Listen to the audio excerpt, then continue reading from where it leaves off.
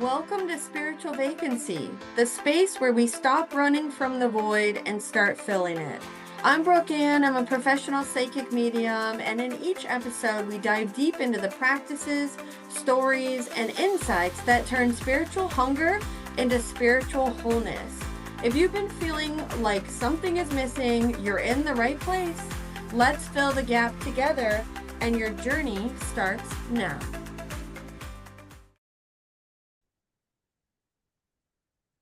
Good morning and welcome into the podcast today. I'm sure you guys have heard of Ouija boards, and there is such negative emotions around it, feelings, it lets in all the bad spirits come around you. Have you ever played with a Ouija board? That's what I want to talk about today and kind of give you a little bit of the history of the Ouija board as well. I think that growing up, I was definitely growing up in the 80s and 90s where I didn't really understand the spiritual world, and Ouija boards were always like a big no-no, even though we owned one. My friends had one. I think we threw ours away. I remember playing with my friends at their house and getting really scared. And the last time I touched a Ouija board was, I think I was like 17 or 18.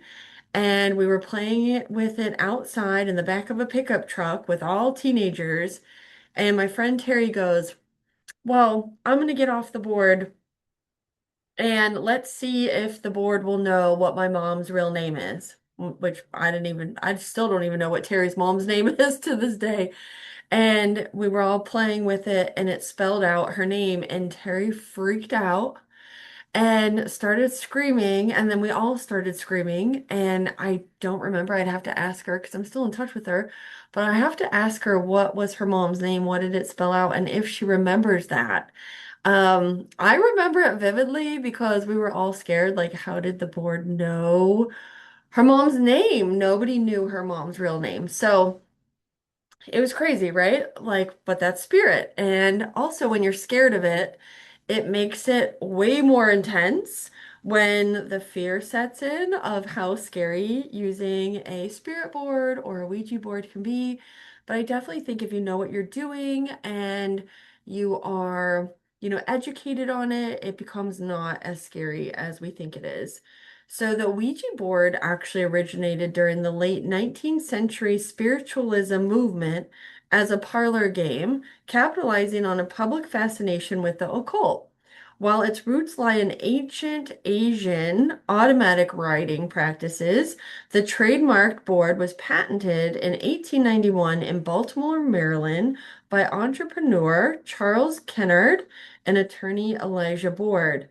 So it's interesting because they talk about automatic writing. So I guess in terms that would be kind of similar to using the board. Automatic writing is where mediums sit down and get a pen and paper and they allow spirit to write messages through them, as in use their body or their hands, their energy to allow the messages from the departed an outlet and to flow through the pen and paper. So it's interesting that they made a board because of, or based on, so like not solely, but it was from automatic writing, which is very similar, except the board is already written out, right? So during the American Civil War, mass casualties left thousands of families grieving. This desperation to communicate with lost loved ones marked a massive surge in the spiritualism movement. Mediums were in high demand to conduct seances, leading to a rise in talking boards, which were essentially letter and number boards that utilized a sliding pointer, the planchette, to spell out messages. So then planchette is the device that you put your hands on. It's almost like that ovally shape. It's got the glass in the middle so you can see each letter as it spells out. And so in 1890, Charles Kennard and a group of investors recognized a business opportunity in selling a commercial version of these talking boards.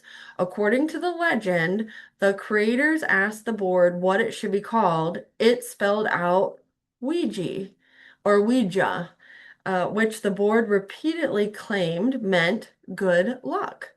Elijah Bond secured the patent in 1891, featuring the iconic alphabet, numbers, and a yes/no response. During the patent office demonstration, the skeptical chief clerk demanded proof that the board worked. The board allegedly spelled out the clerk's real name, which neither he nor the investors had provided, securing the patent. How cool is that? And I just told a story about as spelling out a name that nobody would know, and I did not read the history yet. The William Old Fold era and boom. So in 1892, foreman and furniture polisher William Fold, Fuld, took control of the company. Fold heavily marketed the product, significantly expanded manufacturing operations, and is largely credited with making it an international cultural staple. During World War I and Prohibition, Americans turned to the board in droves. By the 1920s, it was a commonplace family pastime. I mean, it's so cool how this, like things that we are doing today, has been going on for literally centuries, where people are just fascinated with the death, dying, what happens to our loved ones, spirits, communication. I mean, it just goes to show it might change forms over time, but it has been a continuous fascination with us humans about what happens after we die. Can we still communicate? And then so, I mean, for it to be in the 1920s just as a commonplace family pastime where everybody's just playing with the Ouija board, no negative connotations yet around it, right? So for its first several decades, the Ouija board was marketed as lighthearted, wholesome family entertainment and was even used by novelists and poets like St. Louis housewife Pearl Curran to channel the dead. However, in 1973, the release of the film The Exorcist flipped the cultural narrative. The movie portrayed the board as a dangerous gateway to demonic possession. The sudden cultural stigma caused religious groups to largely ban the board, cementing its reputation as an eerie, taboo object. Okay, I did not realize that that movie is what shifted the energy from something to be fun, just a game, maybe communicate with spirit, to, oh no, now it's evil, there's dead, you're opening a portal, because I'm sure we all have heard that when you play with the Ouija board, it opens a whole nother portal. And so Parker Brothers acquired the rights to the Ouija brand from the Fold family in 1966. The brand is currently owned by Hasbro. So it's interesting how things in the public eye can shift people's whole belief system around one vision, one person calling it, not one person, there's probably many people calling it, demonic and evil. And so then it becomes evil when in fact it wasn't, and it didn't harm anybody. There's probably like no stories where the Ouija board hurt anybody. And I don't know if you guys remember that old movie called Witchcraft, I think it was. It was like I think it was in the late 80s, and I used to be so scared of that movie. And it was based around a Ouija board where all this stuff, all this bad stuff started happening because they played with a Ouija board at a party. Like one lady jumped out of the window and, you know, she killed herself because of the Ouija board. Spirits had attacked her. And I feel like when you put a lot of your fear into those beliefs, it can manifest into reality. It really can. And I feel like that was the fear when I was growing up when we would play it. There was always like that fear of, oh no, you're going to open the portal. Bad spirits are going to come in and attach to you. And we were never like welcoming anything in bad. I think we were more fearful that we would. But then I'm almost like, well, would we have because of the fear, or was it just spirits trying to communicate and we had no idea who it was? But also, we're at the age we don't know what we're doing either. So, I mean, that makes a big difference. And would I use a Ouija board today? Definitely. I mean, I communicate with people that have passed on for a living. We communicate with the dead in haunted buildings and abandoned buildings and paranormal investigations. We allow them to communicate with us to show that, life goes on. Would I use a Ouija board? Sure. I mean, what is the difference between a Ouija board into a spirit box? Like that, it kind of feels like that's how it kind of transitioned. Now we have apps where instead of us, holding the planchette, being on the board and it spelling things out, it's going through, a computer or it's going through a device that has kind of shifted it through the years. And I feel like it's the same thing. I feel like as long as you're not scared of it. I feel like as long as you're not, there's no negative feelings around it where you're not like, oh no, the devil's gonna get me because I played with a Ouija board. I feel like it's fine. I feel like it's just another tool. I feel like it'd be the same as if, someone's using dowsing rods and saying yes or no questions with spirit. I mean, there's a yes and no on the board. I could see the religious aspect to it of, inviting things in, opening portals. But I mean, I could also see where, like, if people are Satanist or are, praying to an evil or darker spirit, so to say, would maybe bring in other things. But I also feel like for me, if you've listened to my other episodes on the podcast, they're welcoming that in. Our words are powerful. When you're constantly, you know, praying to a dark source per se that you think is dark and evil and you want to do harm, I mean, harm is going to come to you regardless, right? Because that's what you're asking to come in. Just like with your negative thoughts, when you don't feel good, you might have negative thoughts and then that becomes a negative day. But if you turn yourself around and you might be having a bad day and you start thinking positively, it can shift your day and you could even forget about the negative things that happened for a bit because now you're kind of moved your mindset into somewhere else more positive. But it's the same thing essentially. I don't feel like spirit can actually hurt us. I don't feel that they can touch us in certain ways if we don't allow. But I also feel like if we don't protect ourselves and we also are fearful of things, it can change certain things with the unknown because I don't know everything. I can only go by what I've experienced or what I feel would be correct. And I've been in a lot of dark places and nothing's happened. And maybe this is a good idea. Maybe I need to buy and bring a Ouija board on our paranormal trip and put it in, the theater or the Sorrel Weed house and just see if spirit touches it because it would be the same thing with spirit touching a REM pod or spirit touching our spirit boxes, making those go off. And I just love how the fascination of the spirit world has been there for many, many years. And I mean, we know like the witch hunt, going way back into witches, but the fascination of the war and people wanting, searching for mediums and doing seances. And, seance is a whole different thing than using Ouija boards. And I would love to go to an actual real seance one day. I have not. I have been to one that was totally a fluke, absolutely terrible acting, and just nothing was legit about it. Um, but I would love to actually go to a real seance. I've never done automatic writing. I would love to maybe try that one day. Maybe that's not for me, but I would love to watch people do it. And it just all fascinates me, and I'm definitely not scared of the Ouija board. There was a story that my friend's dad told us a long time ago, and honestly, I have no idea who to believe. Even feel like a lot of adults lied like their whole life, like my parents. I feel like a lot of times they lie about the most random shit. And I'm kind of like, did other parents lie about random shit too, just so we wouldn't like play or touch with stuff? But my friend's dad was in the military. And he said that they were stationed in North Dakota, which is so desolate and like probably one of the worst places you could be stationed in.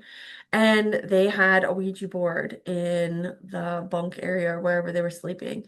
And they were playing with it. It scared them. So they took it outside and threw it in the trash can. And it was like negative, degrees. It's like really cold in Minot, North Dakota. And he said when they woke up the next day, it was back inside the house. And he goes, there's just no way. Nobody went out there. We would have heard something. And it's like, but, maybe somebody did go out there. Maybe somebody did go pull it in as a prank. You're talking about way back in the day. I mean, when he was in the military, it was before I was born. So, you just kind of wonder like what happened. Did it actually happen? Was it fear? Was it one of the guys just kind of messing around, going back out there to grab it and scare everybody, like, can't get rid of this, you know? I mean, we don't know, but that was the story that I remember him telling us, and that put fear into me, like, oh my God, even if you throw it away, it's gonna come back. You can't burn it, you can't do anything to it, right? And so I just find it fascinating. I think it's a great tool to communicate with spirit if you know what you're doing and you don't let the fear absorb you. But I mean, would you guys play with the Ouija board? Have you played with the Ouija board? Do you feel like it has the negative, you know, energy around it where you're just like, nope, I'm never using that just because of what you've been told, not that you've actually had a bad experience with it. Because I think a lot of times we just go by what we're told and we have no history with it, no experience with it. We can't say yes or no because we don't know if it's true. But we just go with what we've been told. So we just assume that it's true because they said so. And that could be true too. You know, I think each their own. I feel like if you don't feel comfortable playing with the Ouija board, don't. You know, don't invite that into your house if you don't want it, because that's setting boundaries no matter how you look. And I would never force anybody to play with a Ouija board that didn't want to, or be around one if they didn't want to. But I also have a hard time, you know, believing like dolls are possessed. Like I feel like there could be energy around them, but you know, I have a hard time thinking like this big, you know, soul, larger than life spirit is like in a doll. I mean, if spirit is infinite, they could go wherever they want. Are they attached to the doll? Maybe. Are they inside the doll? No. I don't believe they're like inside the doll. I believe they might mess with the doll. But you know, I don't know. I just feel like spirit is infinite and can be whatever it wants to be, do whatever it wants. I just don't feel like it would choose to be stuck in some doll's body to torment people for however long, decades or years or whatever it might be. I think that's odd because spirit can go through walls. It can be wherever you need it to be, right? So yeah, I mean, let me know your thoughts. Would you do a Ouija board? Have you done one? And did you know the history of the Ouija board? Did you know the fear did not start that long before I was born, which is kind of crazy. And you know, if you need me to do an episode on exorcisms, I'll do that one as well, because most of you that know me know I don't believe in that either. So I just, it's hard for me to believe stuff that just doesn't make sense.